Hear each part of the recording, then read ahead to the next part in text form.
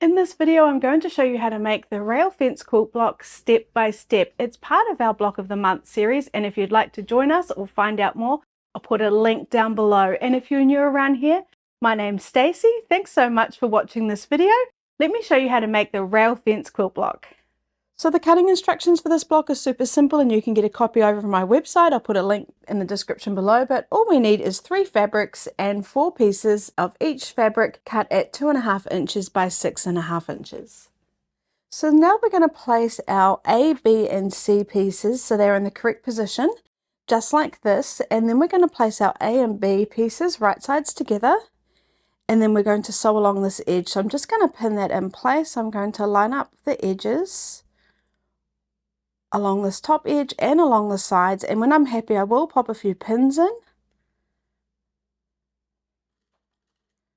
I like to do them at the top and the bottom first, and then I'll pop one in the middle. And then we're just going to sew along this edge, and then we'll take our C piece and sew that to our B piece, just like we've sewn these 2 pieces together. I've got my 1/4 inch foot on to get my 1/4 inch seam allowance. I'm stitching at stitch length 2, and I'm using wonderful confetti thread. And I'm going to start just before the very edge and sew along until I get to the bottom, removing the pins as I need to.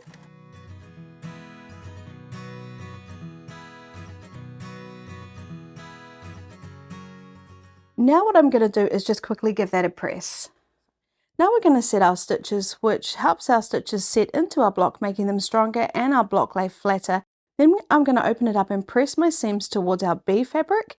So opening that up, pressing right in here, we don't want any creases in there, and then when I'm happy, I'll give that a press. So now I'm going to take my C piece and attach it to my B piece here, so I'm just going to place those 2 pieces right sides together, line up all the edges, and then pop some pins in.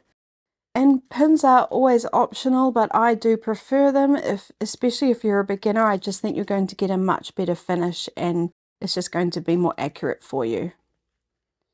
And now we're just going to sew along that edge. So just the same as before.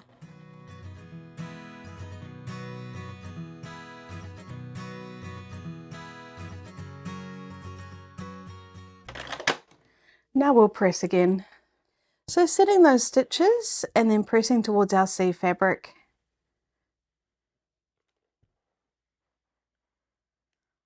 So now we're going to do exactly the same for the remaining pieces, creating 4 units just like this.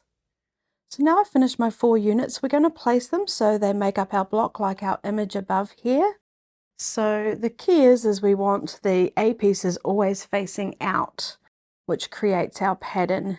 So just place them correctly, and then do just double check they are in the correct position, because it's very easy to accidentally get them slightly mixed up, and it's easier to fix it now than later. So you can see I'm getting my pinwheel look here in the center, and then I've got all my A pieces on the outside, so that's great. What I'm going to do is take my top row, place them right sides together and sew along this edge. So I'll just set those 2 aside, and then I will pop some pins in. I want to make sure all the edges are lined up nicely before I pop my pins in.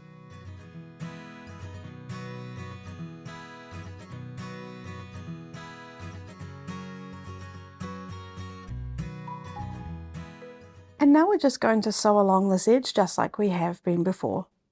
So just starting at the very beginning and sewing just like we have been, removing the pins as I need to. And when I come up to these seams, I just want to make sure that they're being sewn down in the direction they've been pressed. So just keep an eye on that. That way our block will sit nice and flat.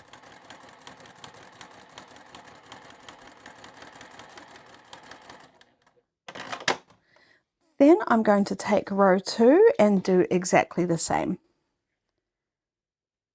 Just line up the edges, pin in place and sew.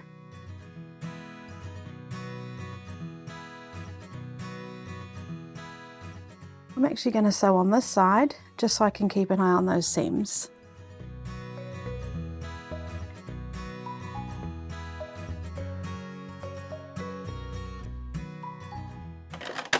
Okay, now let's press. So just placing our pieces how they need to be, making up our block, I'm just going to fold these back and set the stitches first.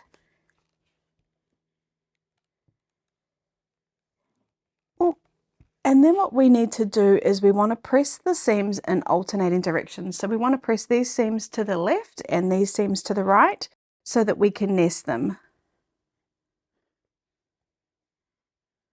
So just finger pressing and pressing. And then pressing these ones to my right.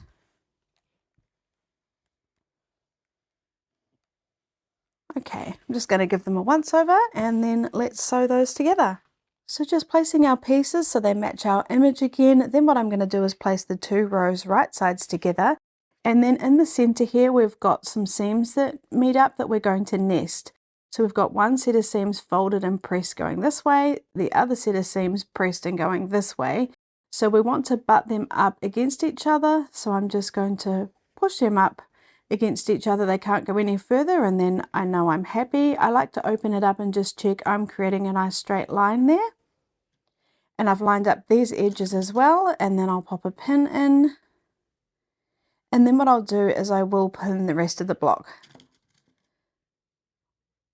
I always start at my corners.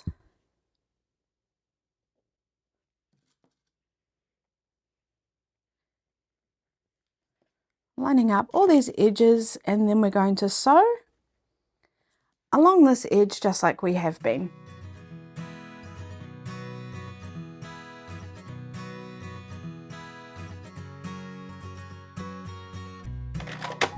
And now we'll give that one last press. So setting the stitches one last time. Then what I'm going to do is press those seams open. Now this is a personal preference. You might like to press yours to one side. It is a little bit fiddly, but I just find it just gets a nicer, flatter block. Personally, that is rather, sorry. Okay, I messed up that seam there, so I'm just pressing it back into place, and then we can flip it over and take a look at it. Isn't that pretty? And then we can give it a once over. And there's our rail fence quilt block. Isn't that pretty? Now, this one can also be referred to as a 3x2 because we've got 3 rails and we've got them 2 next to each other. Does that make sense? Now, some people also like to just sew big long strips and then subcut them into each of the units. I just find that, especially if you're a beginner, it's much easier to, first of all, cut the smaller pieces and sew the smaller pieces together. But that's just another way you could have done this block.